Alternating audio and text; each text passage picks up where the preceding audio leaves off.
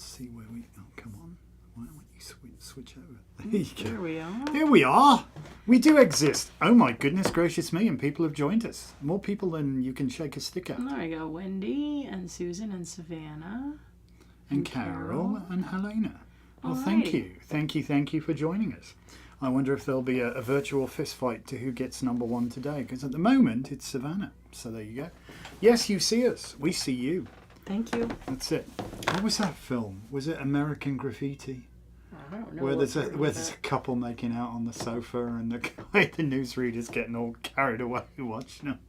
It is American. Correct me if I'm wrong. I just remember it, and it's true. It's true.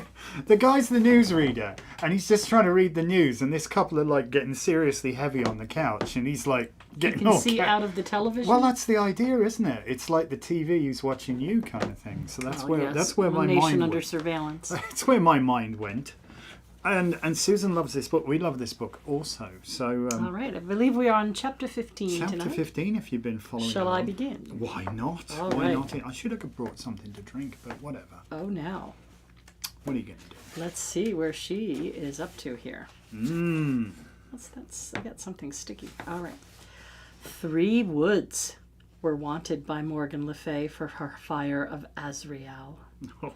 2 of these I knew where to lay hands on, but the third had to be sought. On the opposite side of the little canyon, in which ran the River Dick, a cedar had blown down during a thunderstorm last summer, to my great grief, for it was a noble tree, and left an ugly gash in the greenery.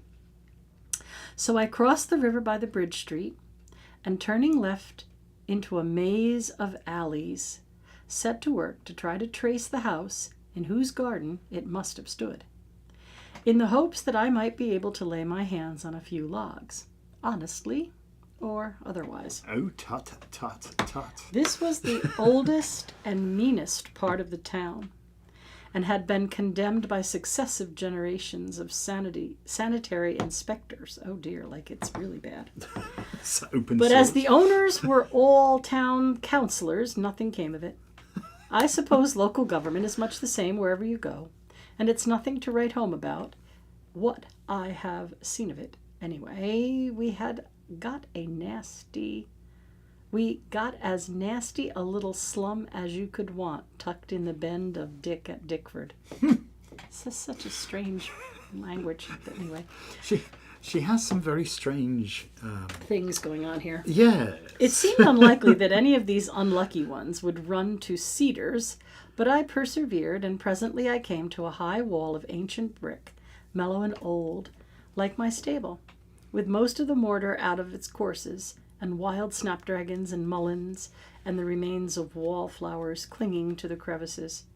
This looked promising, for that mellow red brickwork went with cedar. Can I stop you for a second? Cedar does not commonly grow in the UK, and nor does mullein. Oh, mullein I've seen. You have? Yes. I haven't. But then again... It's not as common as it is here. Well, for probably sure. not in Wales. Maybe where they are, because they're down in the West Country, isn't it, my lovely? They're like down south there, isn't it? Lovely. Anyway, pray continue. I followed the alley that ran into the wall and presently came to a tumble-down dwelling of some dimensions that presented its backside to the public gaze, as was the custom of Queen Anne. I rang the bell and was answered by the caretaker, a doddering old dame, like my Sally Sampson, gone to seed. God bless. I told her what I wanted, and she told me that the old lady, the last of the line, was dead, and she was caretaking for her distant heirs. Half a crown changed hands, and the cedar was mine. I found out who were the distant heirs, for I guessed that the old place would go for a song, owing to the slum around it. But, thought I to myself, if having bought it for a song, I can't ginger it up, the town council won't do something about the slum, then I'm a halfway. Thus does the worthy house agent make his humble living. I went out to the view of the corpse. I take it that's the corpse Tree. of the tree. It was a Lebanon cedar, and I reckoned it would do very nicely, so I arranged to have it swan up and carted out to Trethowen at the farm, whence he could haul it in penny numbers in his chug cart along with Miss Treth to the Brooms, for I had no idea that any Dickfordian should set eyes on Morgan. I had got to live in the blasted town. I think there may be drama there, should they clap eyes on this Morgan woman Le Fay. who's a witch and doesn't age. Apparently. Alrighty, off you go. Off me go then.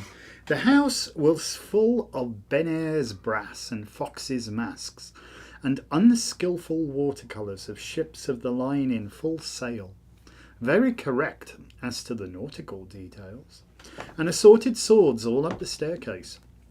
So one could see swords, yeah, apparently. Right. So one could see just the sort of family it had been, serving king and country for generations, and dying out in consequence, till only one lady was left. And as she couldn't serve her country, she survived to be 90. Apparently the rest of them sort of gave their lives in the wars. Okay. All right. There were a number of faded sketches of the Lebanon and its cedars. And the old dame told me that the fallen cedar had grown from seed brought home by a son of the house. It was a curious thought that here in English soil had grown the seed that had ripened under Arabian suns, and that the dead alive Dickford had a living link with the ancient East. The old dame showed me a picture of the tree that was the ancestor of their trees, and I think I must have remembered the Crusaders, or more agreeable memory, Saladin. Oh dear. So I left her to arrange with her agricultural offspring to saw up the logs, they being glad of the job, and took the car up the hills behind Dickford, where I knew juniper grew, juniper being a plant of the chalk. It was a clear day, and as I drove along the ridge, on the road along the ridge, I could distinctly see the farm at the foot of Bell Head. So she wants cedar and juniper. We'll find out what the third one is presently, no doubt. Freshly whitewashed by Trethowen. But the fort I could not see, for it was hidden by the bend of the down, which, as I've said before, curves like a banana. I was glad of this, for distance as it was, I did not wish either Dickford or Dickmouth to overlook the sea palace of Morgan Le Fay. Starber, humble little fishing village, was a different matter. I do not know why. Presently I saw beside the way in an ancient gentleman repairing the dry stone walling. I accosted him and explained my desires. He said juniper burned very badly, and sparks and sputterings. I said it didn't matter. He said he'd never heard of such a thing as cutting and carting juniper for burning. I said that didn't matter either. He shook his ancient and infested head and said he didn't think it could be done. I asked him why, and he didn't know, but he continued to shake his head. What a country to die for. I drove on a little further and came to a camp of gypsies, so I thought I would have a word with them and see if I could persuade them to steal the old gentleman's juniper, as he wouldn't part with it honestly. Oh my. Oh dear. Needless to say, they did not need much persuading. Then an old dame crawled out of a tent and wanted to tell my fortune. I agreed, for I have a weakness for gypsies. They haven't broken away from the haunts of men, as I would like to do. So she produced a pack of cards, as ancient and tattered as herself, and held in my hand... Hang on a minute, I've jumped ahead. And bid me to take myself. And bid me to take one, which I did gingerly, glanced at it, and found that I held in my hand the portrait of Morgan Le Fay, as I'd seen her sitting on the high stern poop of the ship that brought her into Ishtar's bier, if I can even Well say. now. There's a thing. There she sat in the great cane chair with a book on her knee, and behind her was strange fruit, pomegranates. Sounds I like suspect the High Priestess, here, ladies and gentlemen. I think under her feet the moon, High Priestess. Uh-huh. It gave me quite a turn. The old girl saw it and asked me to take another. This I did, and it proved to be the hanged man. A knave hung up by the heels to a kind of gallows, with a halo round his head and a tranquil expression on his face. I crossed the old dame's palm with silver, and she told me there was a woman in my life who would sacrifice me for her own ends. Oh, tell us something we don't know, Mother, thought I to myself. Then I had bread and cheese and beer at the pub at the crossroads, it being far enough away from Dickford not to upset my sister's band of hope, and went on to Bristol. Bristol is a peculiar port, and one for which I have a great affection, for the ships come into the town in an intimate and agreeable manner, and one can walk under the bowsprit that only just gives sufficient clearance for the trams. So I left the car on the quay and hopped over to the cobbles seeking sandalwood. Oh, sandalwood. There's the third. Now, sandalwood sawdust is easy to get but darn hard to burn. What I wanted was sandalwood chips, or better still, bits of a board that could be broken up. I was looking for a curiosity shop, and presently between establishments where they sell oil skins and save souls, I found it. It was a genuine bit of old Bristol. I only just missed going through into the cellar. The small pane window was packed full of undusted junk that it was impossible to see what was there. And it was all unpriced, save for some picture postcards. Very vulgar, in my opinion. Very dear, being 2p each. Ah, I see now you say that. It's tuppence. Tuppence? Tuppence. It's written 2p, but pronounced tuppence. Dare I. Tuppence a bit. We have much ruder ones in Dickford for a penny. I went in, and some stones in a cocoa tin tied to the door handle. Oh, I get it. Rattles when you go in. Announced my entry. Out came a great obese spider of a man from the room behind the shop, whose half-glass door was carefully curtained. His eyes brightened when he saw me, thinking I wanted postcards, or what they stood for. I told him my needs, and he registered disappointment in human nature in general, and mine in particular. However, I gave him a bob. Oh, hey. Now, that's like bigger money. A bob. And he set That's me down a the shilling. street It's a shilling. to knock on the door of the tumble-down warehouse. The whole street, in fact, looks as if it were in imminent danger of falling into the dock, which in my opinion was the best thing that could have happened to it. Tell it how it is, eh? A Eurasian youth admitted me and ushered me into a little office where I found myself face to face with a Mongolian of some sort. Well, that But would be not. Eurasia. I think a Chinaman. There was no difficulty, which whatever I wanted here, and I was immediately supplied from stock with neat little packets of sandalwood done up like kindling, and I don't fancy he charged me more than the price for them. They were not cheap. I wondered greatly who burnt this expensive wood and why. Also, what he imagined I meant to do with it, for he expressed no surprise and asked me no questions. I think the gypsies probably told the sandalwood dude the sacrifice is on the way. Yeah, maybe.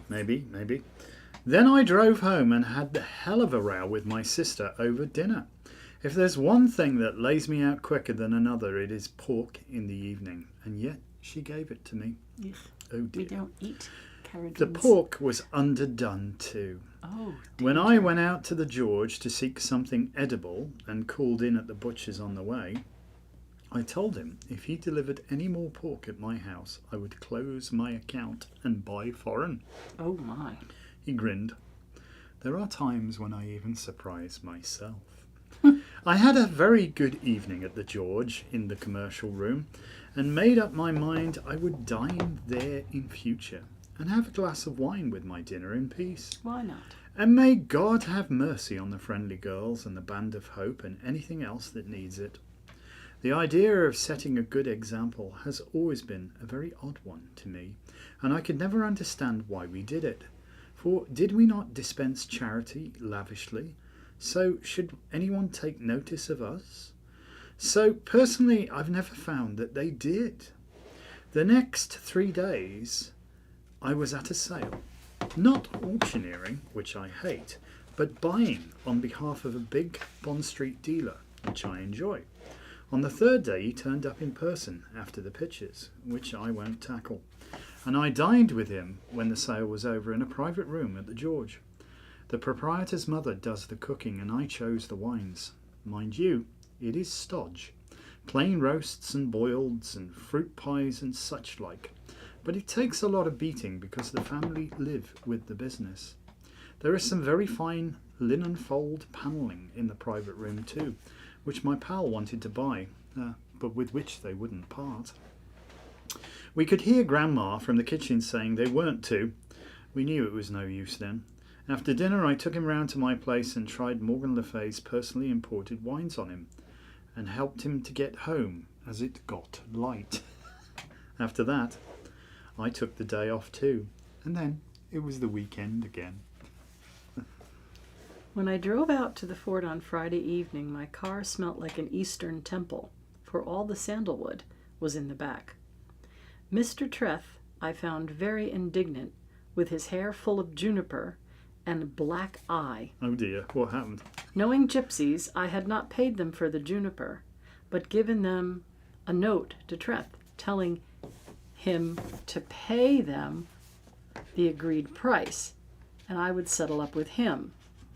And they had had a shot at altering the figures and made a mess of it, resulting in a blot which no one could decipher. So he assessed the job by his own price and told them to take it or take their load home. His price was considerably less than the one that had originally been on the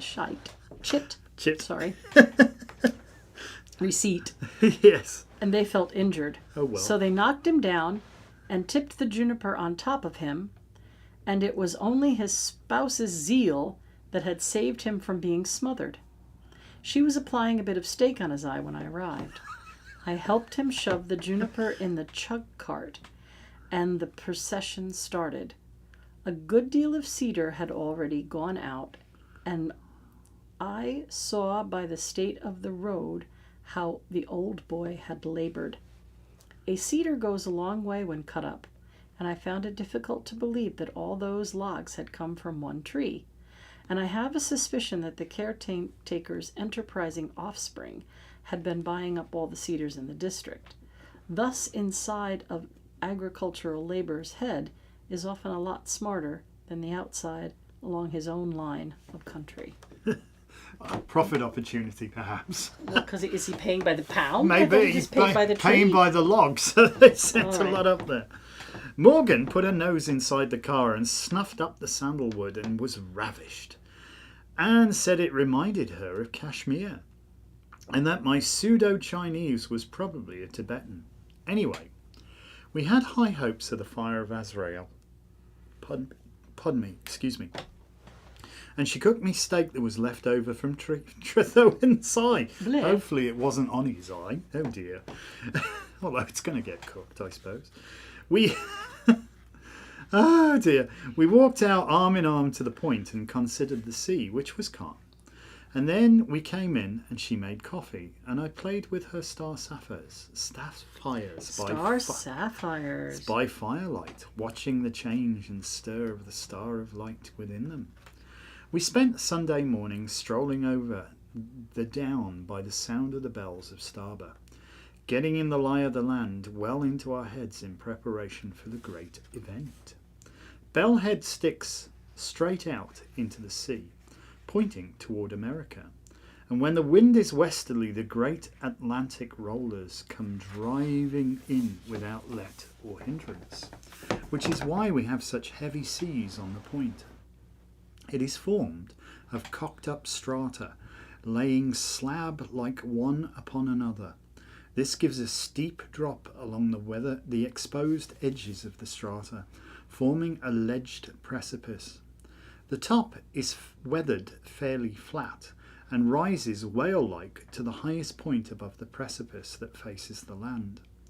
Then there is a narrow neck of detritus connecting what was probably once an island with the mainland, beside which lies the ancient channel of the River Dick, now a runnel in wet weather and dry at other times, being fed from no source. About 5 miles to the north is Dickmouth, and 3 to the south in Starber. All between the two is a marsh filled with tidal channels. In the middle of the marsh rises Bell Knoll. You good? Yeah, Okay. just stuff. By the crying of the gulls over the water and the cackle of the jackdaws on the ledges, we judged that the weather was due for a change. That evening, Miss Treth cleared the ashes of driftwood off the hearth, and we laid the fire of Azrael, invoking the dark angel of the doors, that he would permit egress. Cedar is a lovely burning wood, and sandal takes to flame too, but soon we saw why juniper is not recommended as a fuel. It was fascinating, however, to watch the flame creep from twig to twig, and see the flying shower of golden sparks as the sap-filled cells burst with heat. But as the fire died down, it cleared, and the juniper produced curious pale charcoal, fire-dried, of its own, the ashes of the twigs laying in fine golden lines along the redder embers of the other woods. It was a fire of great beauty. No one has yet done justice to the artistry of fires. Now hold on a minute. They're making very light of the idea that they lit these fires to invoke a dark angel of the doors. He's not upset about this? Okay. Then we settled down to look at it, and Morgan Le Fay with a notebook in her hand to record what she saw. I gazed into the heart of the caves of the flame, now flickering into redness and edges with gray ash, for a fire of juniper burns out quickly, and in their glowing folds saw palaces of all the kings of earth. But it was not the sea palaces I saw which disappointed me. Then a whiff of sandal reached me, and I saw immemorial east and heard the temple bells and the soft gongs and singing. I thought of the Tibetan who had served me, and wondered what he was doing in the faraway Bristol, and who was the West Country woman who had married, who had given him a Eurasian son.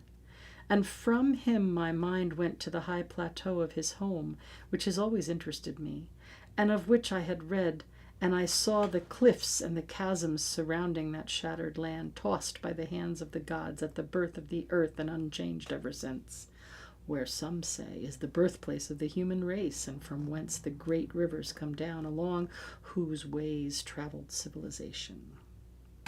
The men of the high black plateau are less changed since the dawn of time than any other peoples, and it may be that they know more of the mind of gods than most. It pleased me that I had bought the sandalwood from the Tibetan in Bristol. Every people believes that its high hills are the thrones of the gods, but in snowy Himalaya are the thrones of the gods that made the gods.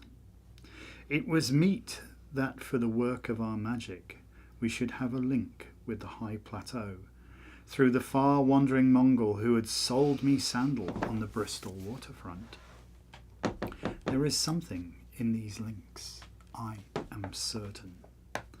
But we did not want to go back to the birth of the world, and I recalled my mind from the east, ancient east, returning by high Pamir down the Oxus, as they say the first wisdom of men travelled west with the Magi, and I saw all the earth laid out below me as a map, for I was well away on the wings of fantasy, having passed through the flaming caves of the fire of Azrael into another dimension. And as I saw the city of Babylon between the two rivers, where the maidens of Israel hung their harps upon the willows, and Belteshazzar learnt the wisdom of the stars, and I came still towards the west, following my stat, which shifted and glowed in the great sapphire on My the breast. star. Following my star. Oh, I'm sorry, his star. I need glasses. Following my star, which shifted and glowed in the great sapphire on the breast of Morgan Le Fay. Oh.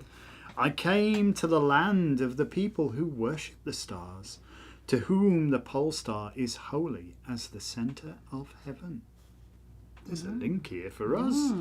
Their God is the Lord of this world, the peacock angel. The peacock angel? The peacock angel. Then I saw the black tents of the wanderers of Chaldea. Chaldea. Those are the Chaldean numbers. Oh, whose father had known Abraham, and whose flocks still pasture in the valleys where the kings had fought 4 against 5.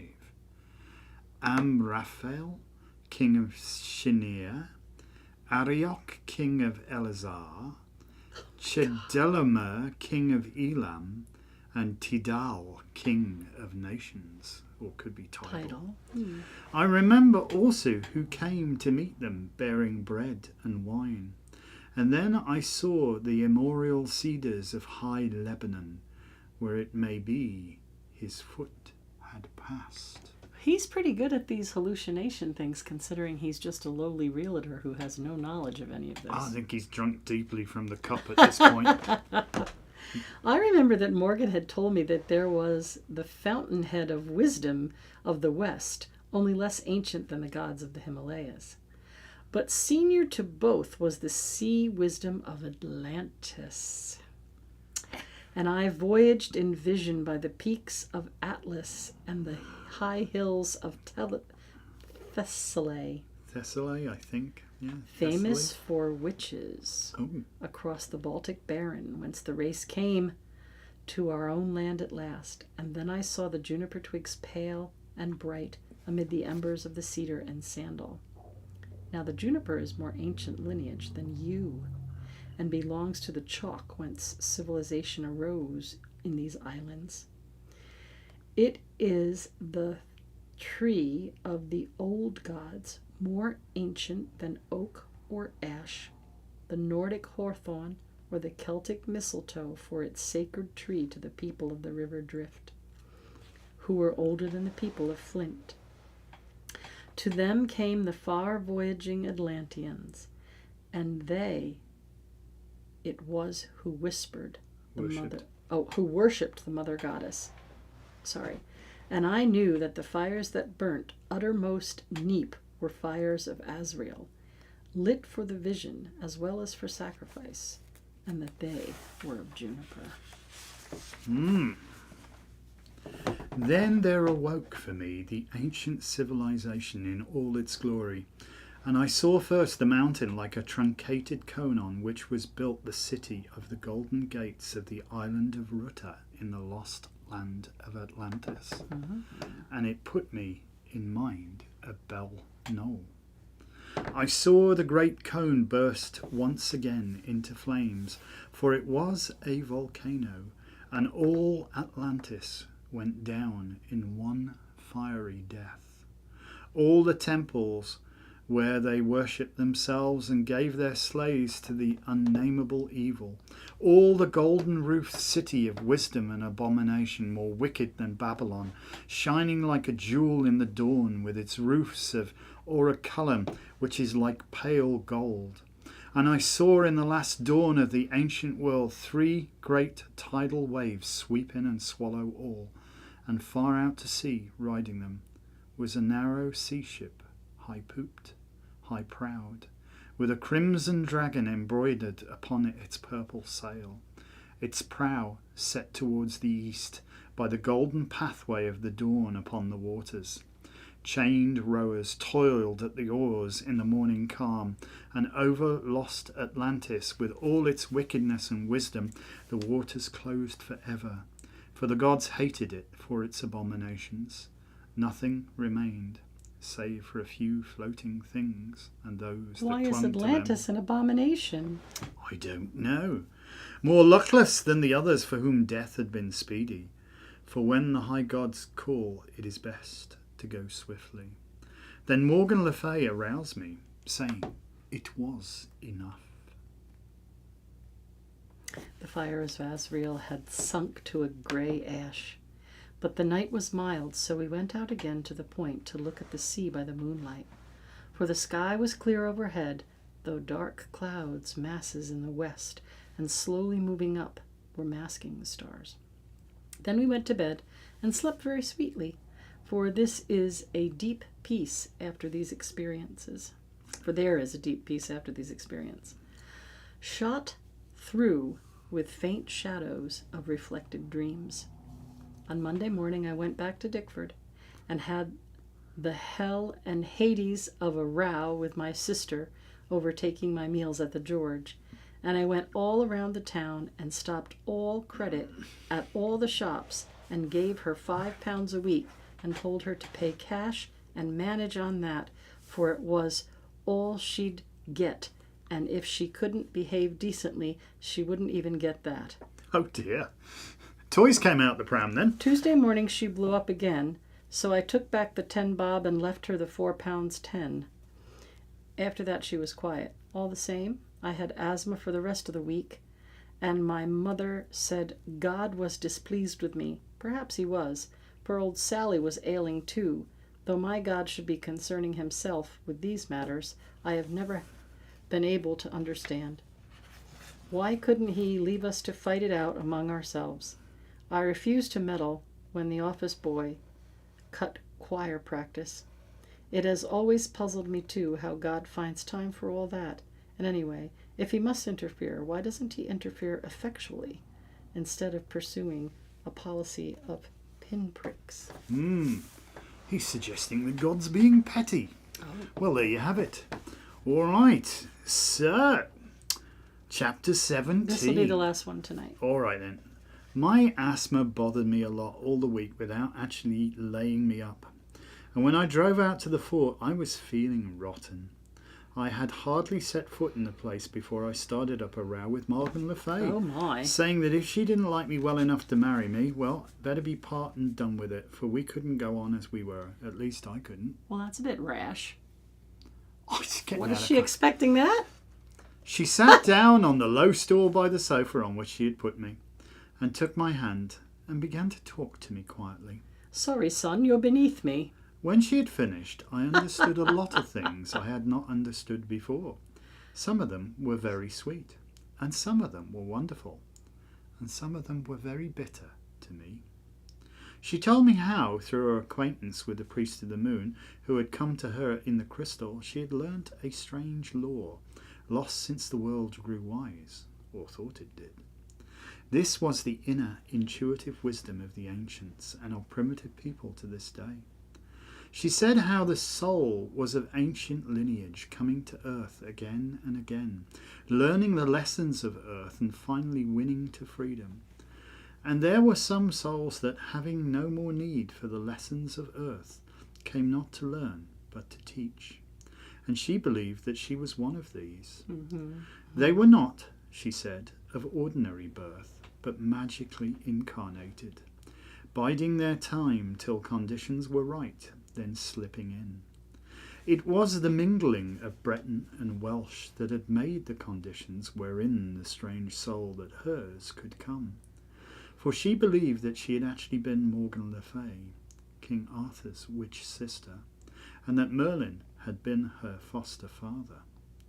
The mother of Arthur, Uther's queen, was a sea princess of Atlantis, so she told me, married to a brutish husband for the sake of trade, so the ports of the Tin Islands might be opened to her father's people.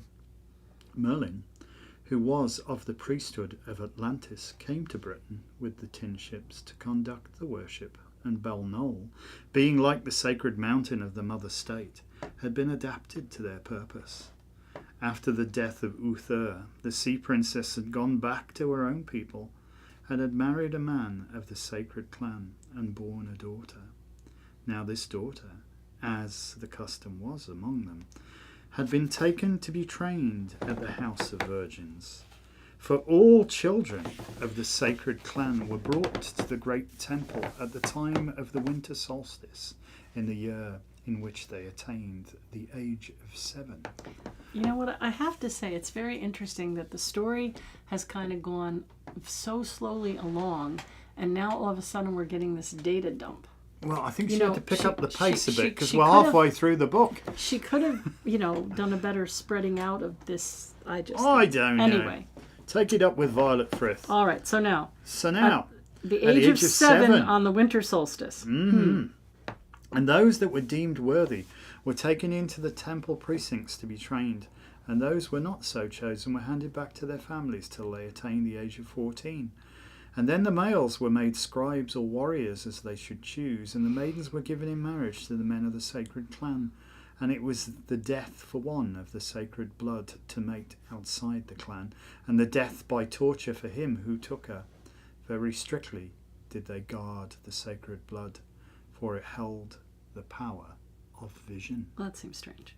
But the priestesses were not married to any man, but mated with the priest as was required for magical purposes. Well, And Morgan Le Fay told me how she grew to womanhood in the house of the virgins, tended and guarded by the queen bee, knowing herself to be set apart, and the joys and ties of human life were not for her, and she was reborn as a child of Brethren and Celt. The memory remained with her, and no human ties held her. There were times, she said, when as a young girl she looked for love, but her destiny forbade it. And presently she realized her destiny and accepted it, and then life was easier. But it could never have been very easy, I think, for she was in this life, but not of it. Then with the coming of the power of vision came awakening memory and the return of forgotten knowledge. She knew herself for a priestess, with the powers of the priesthood latent in her soul. But there was none to teach or train her, no one to awaken her powers, save the priest of the moon, who came in the crystal, and he was not of this world. Little by little she learned and built, always handicapped by the fact that the moon magic requires a partner, and partners were hard to find. So, thought I was right when I felt I was cast for the part of the sacrifice slaved, and I wondered whether Morgan was like the surgeon who spoilt his hateful of eyes in learning to operate for cataract. I asked her point blank what was the exact job of the sea priestess's partner and what became of him in the end, and was he sacrificed? She said, in a way, yes, and in a way, no. And that's all she would tell me. oh dear. The sea priestess, it seemed, as a kind of pythoness, and the gods spoke through her. Being a pythoness, she was negative, passive. She did not make magic herself. She was the instrument in the hands of the priest. And however perfect an instrument she might be, there was no use in her if there were not one to use her. Then what you need, I said, is a properly trained priest as impresario. Precisely, she said. Where are you going to find him? I said. That's my problem, she said. Then I knew why she wouldn't marry me. But I'm not worrying, she said. In these matters, the road opens before you as you advance. Take the next step, and the next one becomes plain. And what is the next step? I said. The next step, she said, staring into the fire and not looking at me, is to complete my own training. That being, I said, to make the magical image of myself as the sea priestess. I asked her if I were to do the carving, and if so, how, for I could do more figures than I could fly. Yeah, I could no more do figures than fly. Yeah, not a good carver of figures, apparently. All right. Me? Yeah. She shook her head. A magical image does not exist upon this plane at all, she said. It is in another dimension, and we make it with the imagination. And for that, she said, I need help, for I cannot do it alone. And if I could, I would have done it long ago. Are you counting on me for that? Said I. Yes, said she. It was on the tip of my tongue to ask her if I should see about getting the sea cave of Bell Knoll opened up, the cave where the tide rose and fell to receive its sacrifice. But I kept silent. knowing that that was the way to learn most, rather than by showing that I had guessed anything. For me to make a magical image of myself is auto-suggestion, she said, and begins and ends subjectively. But when 2 or 3 of us get to work together, and you picture me as I picture myself, then things begin to happen. I think they're making some sort of fifth. I think so. I think so. Some sort of A thought form, I believe so. Ah.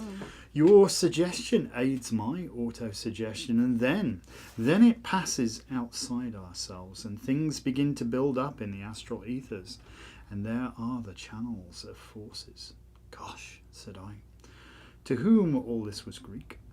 Do you need anything more than me than I am already giving you? Not a great deal, said she. The magical image has built up rapidly since I have known you, because you believe in me and because you are willing to make sacrifices.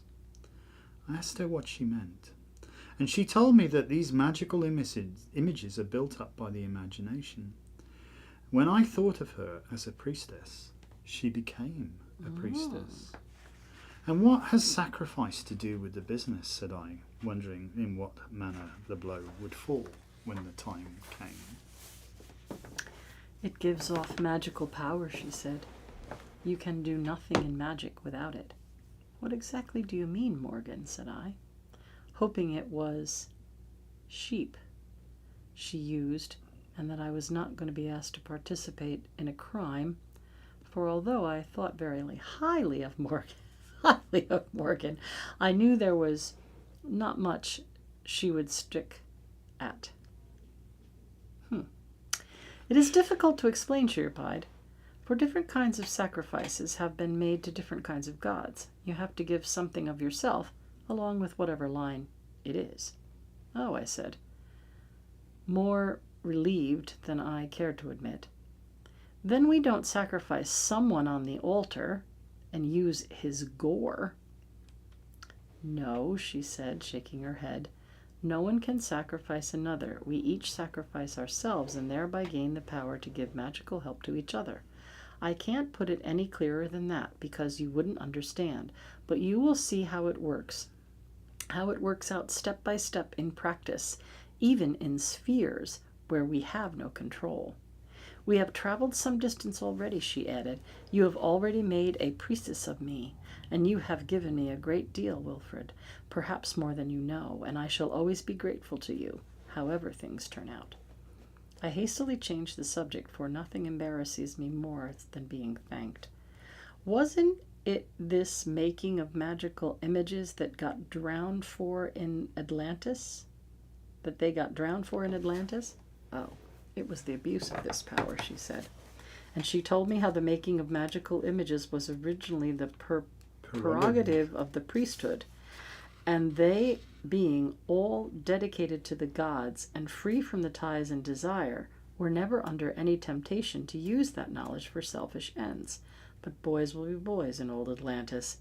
Same as here, and some of the young priests in each generation went over to the garden wall by night, and the same thing occurred as happened when a misguided maiden lady introduced her dachshund among the terriers of Kerry. In the end, the gods drowned Atlantis, which I believe was that men of Kerry had to do with their terriers. What? Now thought I to myself, since she wanted me to build a magical image, and the magical image is now built, what is the next item on the program? For all assurances to the contrary, I felt perfectly certain a golden knife was coming my way. So I put the question point blank and asked her if she had any further use of me, for once her sea palace was finished, her magical image was in working order. There will always be a welcome for you here, she said. I do not drop old friends. That's very kind of you, I said. I'm beginning to sympathize with your sister, she said. Try my life for a bit, Morgan Le Fay, I said, and see if that sweetens your temper. Well, what do you want, she said. What every normal human being wants. Fulfillment, to feel one is getting somewhere, doing something with one's life. Ought I to be content with supporting my mother and sister? She looked into the fire for a long time without speaking. "Is life dear to you, Wilfred?" she said at length. "About as dear as the wife of one's bosom, I said. These things don't make any sense. "We lead a cat and dog existence, life and I, but it would be a wrench to part.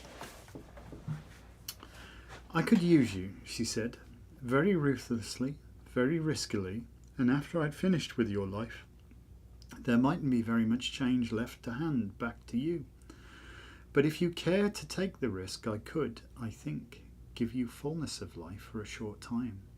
After that, I do not know." "And I don't care," said I.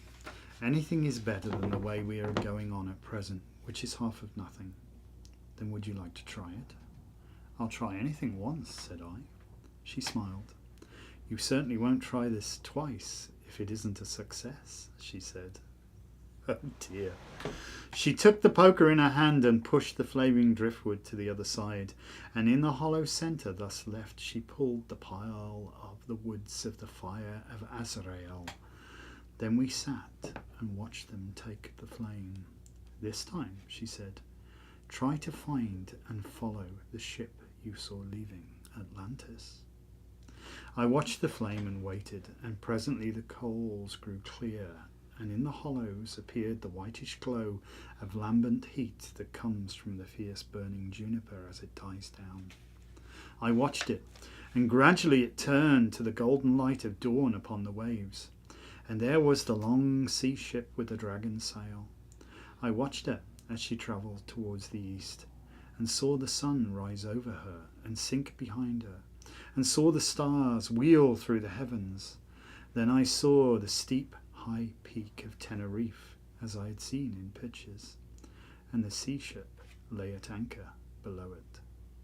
Then the scene changed, and I saw our marsh around Belknap, much as it is today, but behind it there are now farms. Was open moor. Where there are now farms, there was open moor. Then I saw the difference.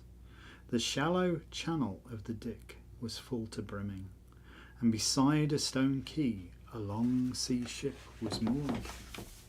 I knew then I was back in the old days, and this vision was different from the other visions, for I was not an onlooker, but part of it. I knew that I had been down to the shore, to the light of the beacon. What happened? We just lost our connection. Hopefully it works.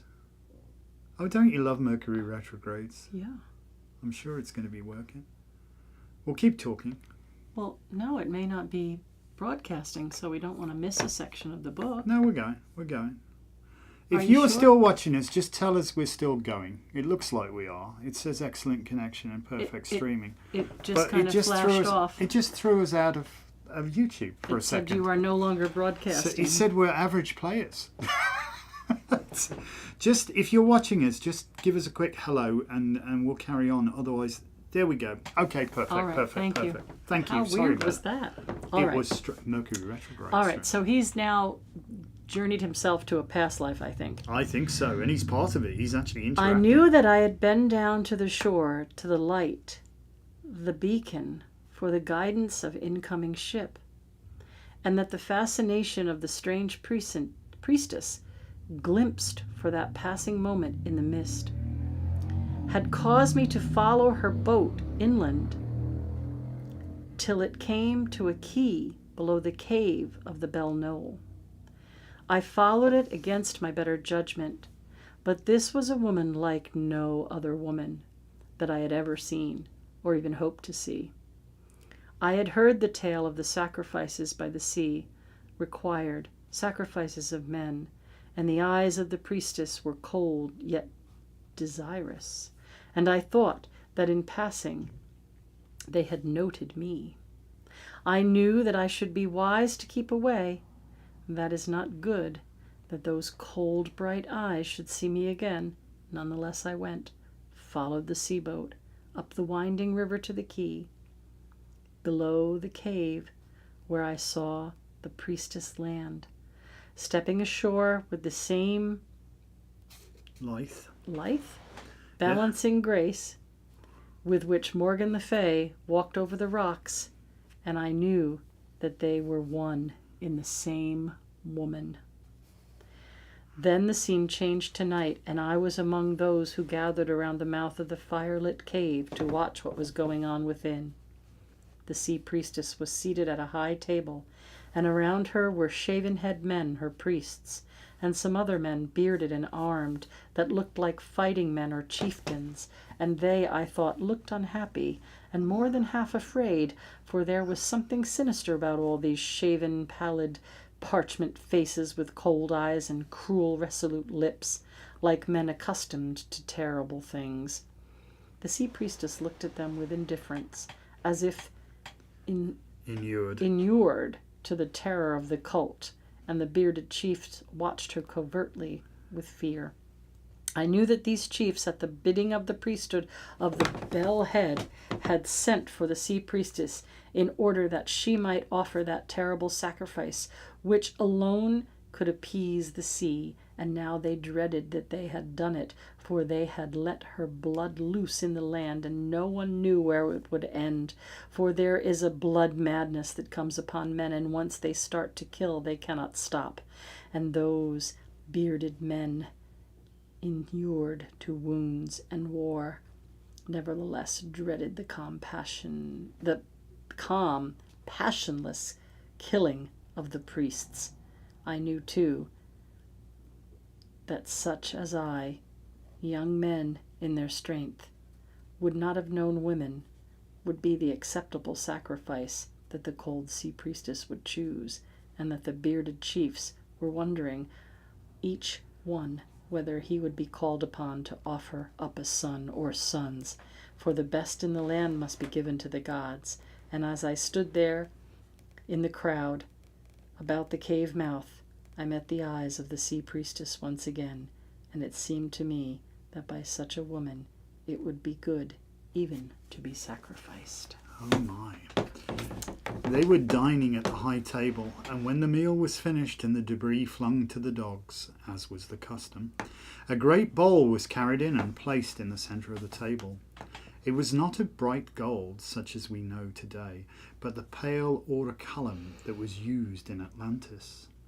It was richly wrought with waves of the sea and strange, fabulous beasts and dragons, and around the rim was a band of precious stones, cabochon cut, that caught the light. I knew that this was a sacred cup, the prototype of the Grail. Into it, from a high ewer of similar workmanship, was poured a dark and aromatic wine. Then a brand was flung in that set it alight, and the surface burned with thin, blue, flickering flames. Then they ladled the blazing liquid into golden cups, and as the flames died down, the company drank. This wine, I knew, was made from the small black graped vines that grew on the vine terraces under the breast of Bell Head, and in it were infused aromatic herbs that were grown upon the topmost terrace, where the breast of the rock reflected the heat upon them and drew out their volatile oils. Then the scene changed again, and I was along the quays of Ishtar's Beer in the sunlight, marvelling at the dark, far-travelled mariners with curled beards and golden rings. Down the crowded quays there came a small band that moved in military formation, 6 spearmen and a captain with a short, broad, leaf-like sword, an elderly shaven priest with a parchment skin and dark, bright, lashless eyes under his hairless brows, for it was part of their religion to remove all hair from their body. Oh, interesting. People fell back respectfully to give them passage, but while no one actually fled before them, the crowd melted away down alleys and byways, till none were left but the staring sailors and a few beggars and hucksters. The crowded quays became empty as the small band went by. But swiftly as folks slipped away, they did not go so swiftly but that the priest had time to look them over, and here and there he raised a finger and pointed, and the soldiers advanced and closed round one another, and returned with him to the band. There was no protest, no struggle. Once a woman cried out as her son was taken, but her cries were quickly stifled by those around her. Folks slipped away if they could, but if they could not, they went quietly, for this band of the high priest was picking up the sacrifices for the sea, and it was on an evil omen if a man resisted, and would bring the wrath of the sea upon the whole people. Moreover, the man who was chosen was extraordinarily fortunate, for he went to an eternity of bliss in the sea palace, where the fairest of sea women were his, and the pearls of the sea and her gems and the richest food and the finest drink were all in abundance. I don't know about that. I don't know. I think we should. We will finish up. Yeah. We can do the chapter. Yeah. Do you want me to continue? Yeah. You do. Moreover, all of his kin were blessed unto the second and third generation, and the king rewarded them with grants of land and gifts of jewels. Because he took their father away and they didn't have anything. Yes, it was indeed a very fortunate thing to be chosen as a sacrifice, and those so chosen were greatly honoured, and each one could ask for what he would on the eve of his death, and it was granted to him. There was only one thing that was refused him, and that was mercy. Indeed. Now, I know not what madness possessed me, but it seemed to me, having seen this priestess, that there was no other under the sun that could be a woman to me. And as the band of the high priest went by, I put myself in their way, and in fever of anxiety, even as those who strove to avoid his notice, I sought it. His dark, bright eyes met mine, and with much eagerness as one who seeks for reprieve, I saw his finger raised. The guards closed round me, and I joined the band. Then the scene changed again, and I was back once more in the cave under Balnol, lit by fires, but this time I was seated at the high table, I and two others, and facing me was the sea priestess in her great carved chair, and upon her right was the high priest, parchment-faced and shaven, and upon her left the high king, bronzed and bearded, and between them she sat and smiled at me, and she was even lovelier than I had thought, so that I felt repaid for my sacrifice. I feasted and drank with joy in my heart, though those upon my either hand made no pretence at eating. And when the flaming wine came round, I pledged the priestess with such joy that all present looked at me strangely. And the priestess smiled her slow, amused smile that had no feeling in it, for she had seen very many men die as I was about to die. Now it was ordained that no man should know the hour of his death till it came, lest it was thought the last hours should be clouded, for the sea likened her sacrifice in full vigor and in manhood. Therefore each night 3 dined at the high table, and of those 3, 2 should go free, and 1 should die. Therefore all had hope that the life ran high in them. None knew who should die, not even the sea priestess, for 3 cups were prepared and filled with flaming wine, but in one was a pearl, and whomsoever received the pearl was the one to die. Upon either side of me men slipped slowly, hardly able to swallow, but I flung down the wine in one draught, and upon my lips I felt the pearl. It turned down the empty cup, and I cried, "I am the sacrifice!" And the pearl fell out upon the board and rolled towards the priestess, and her red lips curled in a smile, and her hand closed over it. Then all present held out their cups towards me, and hailed me as the chosen of the sea, and their chief priest and high king together asked me my last wish, pledging themselves that it should be granted, and I asked for the priestess. Oh my. There was a confusion among them, for such a thing had never been known before. Men had asked for lands for their family and for their wives to die with them and for vengeance on their enemy, but such a thing had never been heard, and they did not know what to do, for she was of sacred clan, and the punishment for taking her was death by torture. But I smiled, and I said that was my wish, and were it not granted, I would carry ill tales of them to the sea gods to whom I was going. And the priestess smiled also, and I judged that she was not ill content. But the high priest was white with wrath, and I know that what he would have done if that king had not struck his hand upon the board and said a pledge was a pledge that must be kept, else I should go free. But the high priest said that they dared not deny the sea gods the sacrifice they had set upon their seal upon, lest worse befall the land that had already fallen. Die I must, and die I should. It is in my mind that the high king was well pleased with the opportunity to humiliate the priesthood, and maybe put a check upon the bloody worship he had loose in the land. But the high priest, smiling grimly, said that the law of the sacrifice clan decreed death for her who mixed the blood, and death by torture for him who took her. So be it, said the king, looking well content that he would see the last of the sea priestess and her sacrifices. But the high priest looked mad with this wrath, for he had no mind to destroy the priestess. But he put a good face on and smiled his smile, which was more terrible than the other men's frowns, and said that should be as I wished, the pledge would be kept. I should possess the priestess till the tide rose, and then I should see death coming with open eyes, instead of drinking a drugged wine that was custom. For it might justly be reckoned that death by slow drowning was the death by torture that went with the full consciousness, so both laws would be fulfilled. And turning to me, he asked was I willing, and would I pledge myself not to disgrace them by going to the sea gods struggling. I swore that I would. And then, from the centre of the cavern, they turned back to the rich carpets that covered the stone, and revealed a great ring bolt set in a flag of the floor. 2 slaves passed a bar through it and raised it, disclosing a stair, and the priestess, still smiling, took a torch in her hand and descended, I following. We went down a winding stair of steps roughly cut in the rock till we came to a natural cave, low of roof and floored with sand. And I guessed we were at river level, for the sand and the walls were wet and weed-clad.